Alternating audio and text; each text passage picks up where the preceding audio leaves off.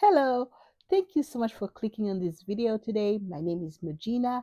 I live in the state of Connecticut with my three children and my husband. And the name of this channel is Nugget of Peace Crochet. So, welcome, come on in and let's have a talk. Today's video is about what I crocheted in the month of March. Now, we're in the second week of April, but I haven't had time to film to capture everything I've done. So, this is what this video is going to be about, what I made in March, some of the goals that I set up in March. Did I make them? Did I not make them? And also, I have a small yarn acquisition from Premier for the sale that they had back in March. I will be sharing to you what I got. Stay tuned. Okay, so at the beginning of March, I had a couple of goals. One of them was to finish this. So what you're looking at is my first finished object for the month of March. The majority of my crochet time, the limited amount that I have, went toward making this. I'm going to go ahead and model it for you so you can see all the different way that I am planning on wearing it.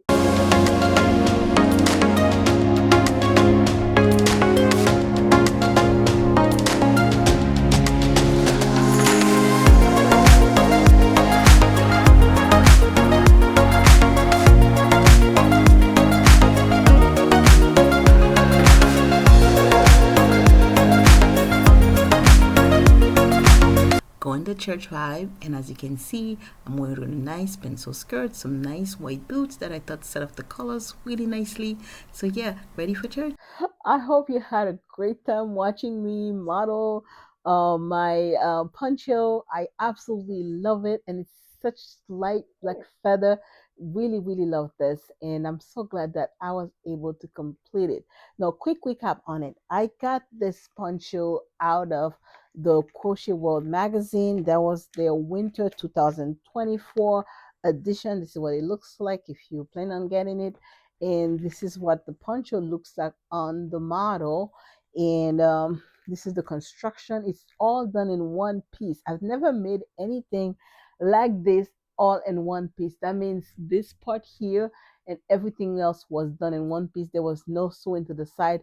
I mean, I added the little stitch on the side myself because I wanted it to sit a little bit better on me. But there is no sewing involved whatsoever. So I'm going to keep that style for the next project because I really like not having to put pieces together and sew all that. So really wonderful. What yarn did I use for this? I used the Colorama, yeah, Karen Colorama Halo. That's the yarn I use. And again, it's a beautiful yarn. You can see all the beautiful shading. Of course, this had to be pink. After that, I promise I'm not making any more pink anything. Staying away from pink. But yeah, that's Colorama. I got this at Joanne, West in Peace Joanne, when they were around. But this yarn is still available at Michael's. It comes in different colors. So there's green, there's everything you want with this yarn. You can find a variety of colors, but really like it. It's got this little fuzz, so this is what gives the poncho even a better look. The fuzz, it's just gives you a luxurious look. And I forgot how much I bought it from, but yeah, if you got a 30%, you can definitely get this yarn at Michael's. I used I used a full cake, and then maybe this is all I have from the other cake.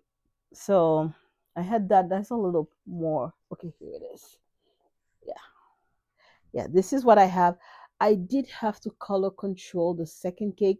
If you're new to crochet, color control is when you cut your yarn and start it where you want the colors to land. So that's what I did with this, because when I joined the second cake, there was way too much of this light pink, and I was gonna lose some of the phasing effect.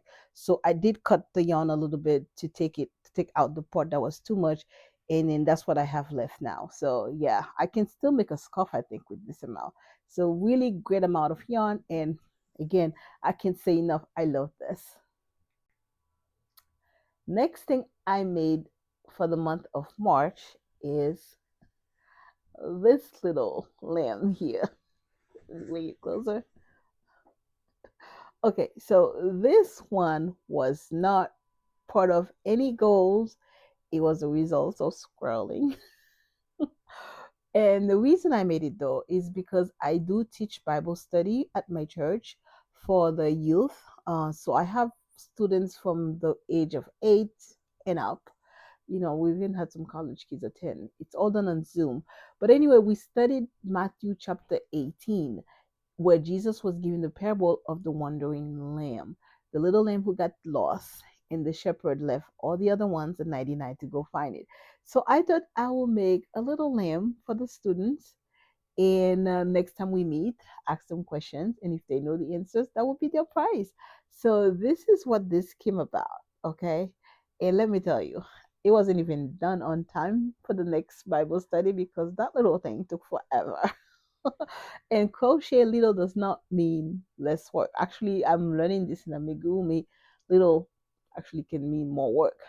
So all the part had to be sewn in. The ears had to be done separately, and the little arms and legs all had to be done separately and then sewn. Then the designer had something that she called the puff stitch, the tuft stitch, which is those little bubble to give the little lamb texture, because lambs are not flat.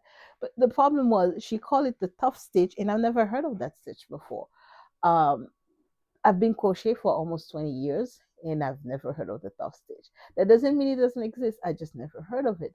So thank God they had a video. So I wanted to check out the videos, and the tough stitch is nothing but the puff stitch.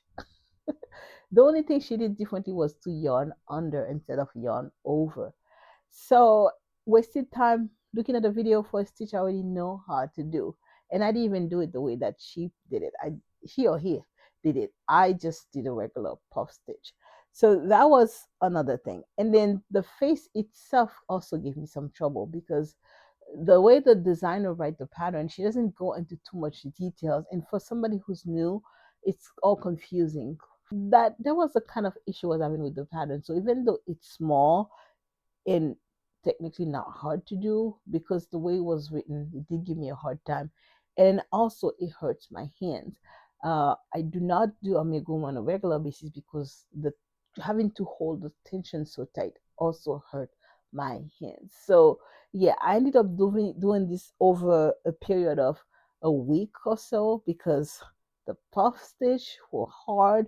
Trying to maintain tension in the writing of the pattern was just eligible to me. So yeah, this did take more than a week because I had to rest in between and do other things. But it's still gonna be a prize for the Bible student, the Bible study student. They will have it whenever we do quiz or things like that. So yeah, I do like it. Maybe I will do it again in a smaller, because it's supposed to be a keychain. So maybe I'll do it again at a size 3 weight and then see how small it is. But right now it's cute and I love it. Somebody went shopping. All right, let me put them down so they don't make too much noise. All right, so Premiere, they have been having sales all throughout the month of March. It's all over YouTube. If you watch all of the big YouTubers, they do talk about it. So, couple of weeks ago, they had a sale on their cotton sprout. Now, normally I don't buy yarn online. All this yarn you see back here, they're all bought at stores that I've gone to. Okay, when they have a good sale, I go and get my yarn. But I've had ordered for Premier's before because their yarn is very good quality. So Premier and Lion Brand, those are the main places I ordered if I have to, because I try to save money by not paying for shipping if possible. But this sale is been a yarn that I have been waiting for a while, and I really wanted to get my hands on it, especially with spring and summer on the horizon. So what I got is the cotton sprout. And the sale was such a short sale. It was only on for about a week or so, and then the yarn is back to normal price. So it was three for $8. Normally it's one for $4.99, so basically $5. So three for $8 was actually a very good deal. So I went and got, I think I got about 9 of them because I'm on to my next outfit. Okay, so I got this. This is a nice color, and it's still speckled. yarn, and it's 194. And the name of this one is, should have had my glasses so I can't read without them. Wildflowers. So I got the wildflowers. It's a mixture of, it's got everything. It's got red, purple, green. So really, really love this. And I thought it justified me getting nine, because the yardage is not a whole lot. It's almost just 200, about 200 yards. So if I want to make myself a shirt, I will probably need more than that. So I got nine of this. So I figure with nine, about 200, I have enough to make whatever I decide to do. So, so after I've got this, I started to think, well, the speckle look nice, but I would like to have some kind of striping in between to separate all the speckles, because usually with speckle yarn, you want something in between to kind of break, because it's gonna be busy, a busy yarn, busy fabric. So then I started to look back online. Yes, I went back, which was like, wow, I'm blowing my yarn budget this time. But I did go back online and I got another color to go with this one. Now, the color online looks like it would go with this. Except, and that's why I don't like shopping online, because you can never tell. Because when it came, I was a little bit disappointed because, sorry for the crinkle.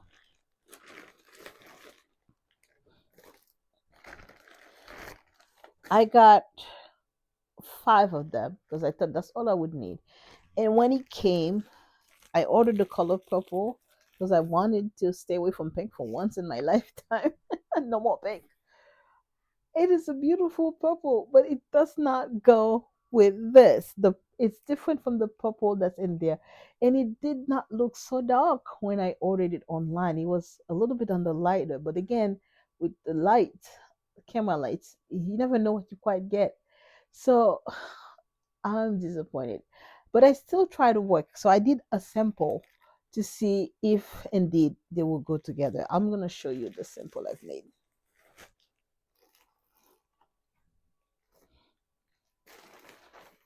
Oops, you're on avalanche. Okay, so this is the sample of what I'm planning to use to make my shirt. First of all, isn't that this is so gorgeous? With all the little speckles, like somebody took paint and threw it at you. So this is how it's gonna look. All right, so you can ignore the green here. So this is here, and I don't like it because, as you can see, once you put it together, all the eye's gonna be drawn to is this big, massive purple in the middle, and that was not my intent when I ordered the yarn. I wanted something to break the speckles, but not stand out on its own. So I went to my yarn stash because I do have a bunch of cotton yarn, but I don't have any DK yarn. You know that if you crochet, you're gonna know this. You never have what you need. You have everything else but what you need. So I did find this green that I thought would look very nice, will not overpower will not overpower it like the purple did. But this yarn is from Lion Brand. It's their cotton 24/7. It is a size 4 weight yarn, and it's a little bit rougher. It's not as soft as this. So I could take a chance and make my garment with this, but I'm also running the risk of the garment being uneven, and buckling, because this is going to be a little bit too heavy, even though they're almost the same size. I mean, for a size 4, it really is like a 3. Look at the two of them, really. You can't tell much of a difference. The only reason why I'm hesitating to use it is because it's a little bit rougher. It's not as soft as this. So I'm afraid when I make a whole outfit with this, you're going to have area that are a little bit tight and area that are too loose, and then washing might be a problem. But they're both cotton, so they could technically work. So I'm back to the drawing board. I think I might return the other one. So I am gonna go ahead and return it. I'm gonna do the return label and everything else. Return the yarn and order their green. They have a lime green, which hopefully the color will be okay. I mean, if it comes out this color, it will be fine. If it's a lighter green, I think you'll be fine also. So that is what I did for my shopping. I got a couple of yarn, cotton sprout speckle. It's a mouthful. Pomponier that I'm planning to make myself a spring outfit. So, stay tuned. I will come next video and share with you how I decide how to make it, what I'm going to use this stitch or some other stitch. And hopefully, just like this one here, I'll be able to come and model it for you. I just want to make a simple summer and spring t-shirt, so nothing complicated. And so we'll see how. All right, so I also work on my doily. The doily was part of my goals for March, and I really wanted to finish it. And I got this close to finish it, except I did find a mistake, unfortunately. And so this is what it's looking like now. Okay, I'm trying to see if I can get it totally in the frame. Um, okay, there we go. Let me bring it closer. Oops. All right.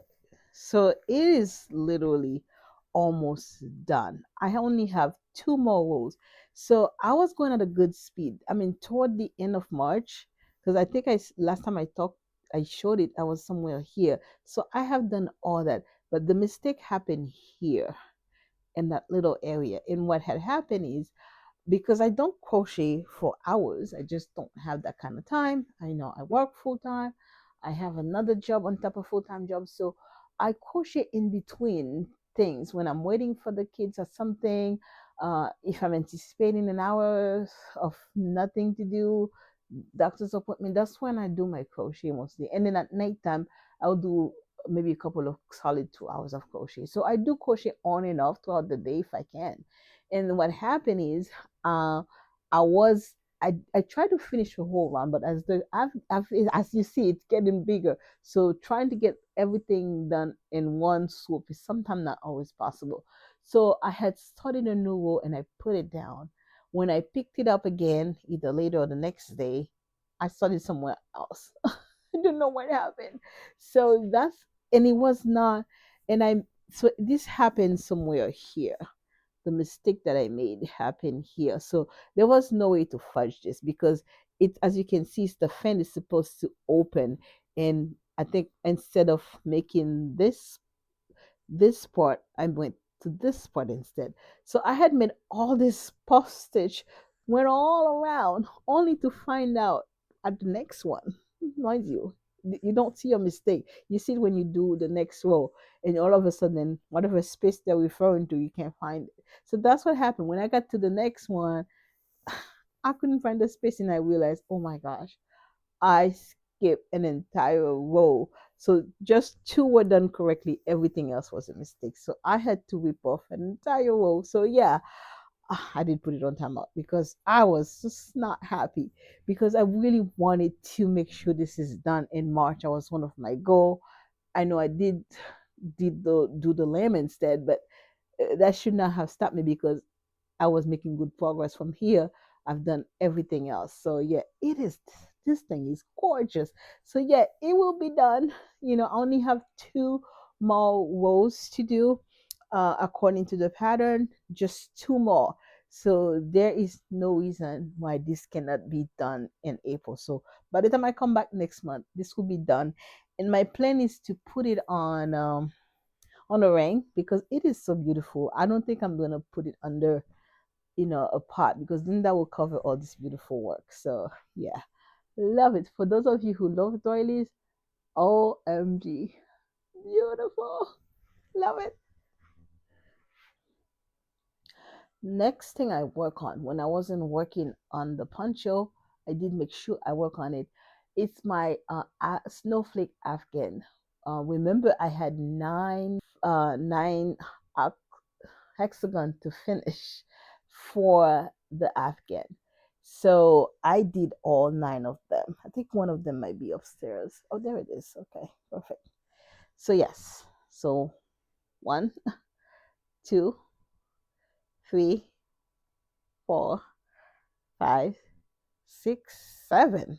Okay, I'm missing a couple, but I know I did nine of them because I my when I did count to see how much I had left, I had nine uh, hexagon left for the Afghan. So all nine of them are done, ready, and I even weaved my ends, so they're all ready to go into the Afghan. And so I'm calling this done. That was my goal, do all nine.